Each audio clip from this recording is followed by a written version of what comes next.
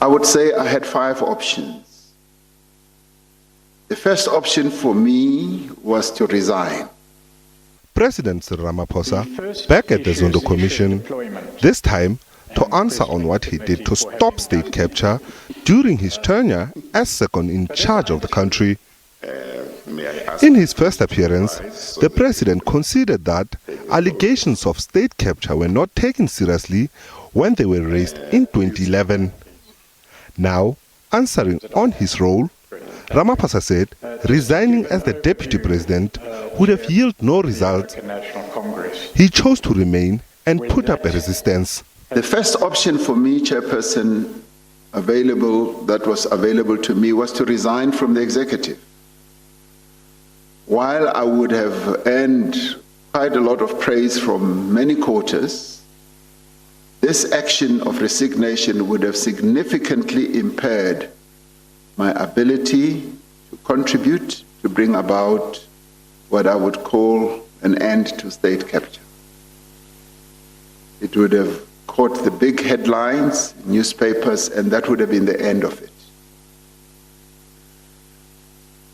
Had I and like-minded individuals resigned from the executive, we would have had no ability to resist some of the excesses that were taking place. And there was a clear danger that without some measure of resistance, there would have been even fewer impediments to the unfettered expansion of the state capture project.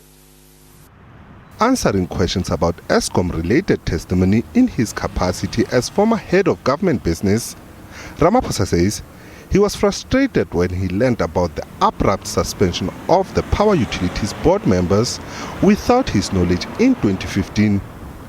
Earlier, former Eskom chairperson Zola Tsotsi alleged that the suspension was orchestrated to allow the Gupta family to put up in place people who would serve their interests.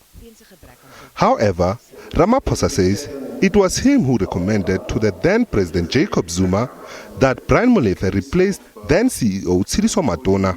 One of the things I then did when I saw President Zuma was to say, let us appoint Brian Molefe as the CEO of Eskom, close the war room,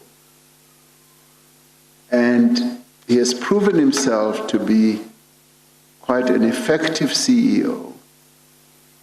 And let's give him the responsibility of doing so. Then there will be one entry point, and all of us would then stop what we were trying to do with regard to Eskom, because it leads to confusion.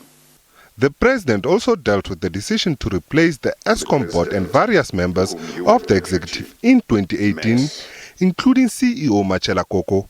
Mr. Koko contends that his removal was an instance of unlawful interference in Eskom's affairs, executive overreach, but he also adds state capture. The suggestion that government cannot lawfully intervene in Eskom's affairs, even to avert a crisis, is completely incorrect. And the issue of his business interest came to the fore. In their testimonies, Koko and Molefe alleged that when Ramaphosa was a shareholder in Optimum Coal Holdings, he tried to influence the terms of coal supply deals that the company had with Eskom. I did not appoint myself. I was appointed by the president, a president to whom I had disclosed all my business dealings of the past. The president is set to continue with his testimony on Thursday. Nhlanhla Khatlhane, SABC News, Johannesburg.